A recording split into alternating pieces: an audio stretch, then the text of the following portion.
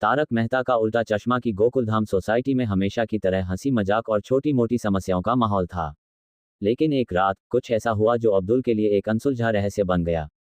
बात उस रात की है जब सोसाइटी में बिजली गुल हो गई थी। रात के 11 बजे थे और अब्दुल अपनी छोटी सी दुकान बंद करके सोसाइटी के गेट की ओर जा रहा था। अचानक उसे गेट के पास एक अजीब सी साए जैसी आकृति दिखी। वो थोड़ा डर गया, लेकिन हिम्मत करके पास गया। वहां कोई नहीं था, बस एक पुराना लिफाफा जमीन पर पड़ा था। लिफाफे पर लिखा था, अब्दुल के लिए, रात 12 बजे, क्लब हाउस के पीछे।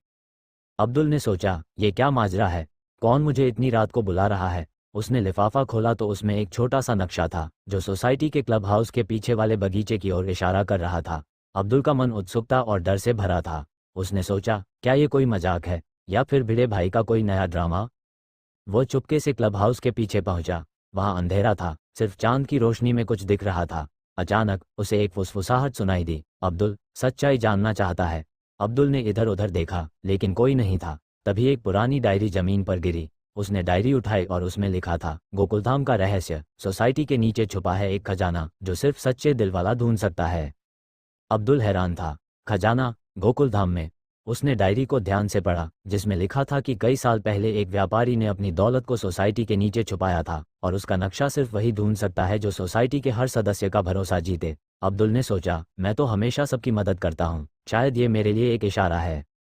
लेकिन तभी एक जोरदार हंसी गूंजी। अब्दुल ने पीछे मुड़कर देखा तो वहां जेठालाल, भिड़े और सोड़ी खड़े थे, हंसते हंसते लोटपोट हो रहे थे। जेठालाल बोला, अब्दुल भाई, ये हमारा मजाक था। हमने सोचा तुम्हें थोड़ा डराते हैं। वो डायरी और लिफाफा हमने रखा था। अब्दुल पहले तो गुस्सा हुआ, लेकिन फिर वो भी हंसने लगा।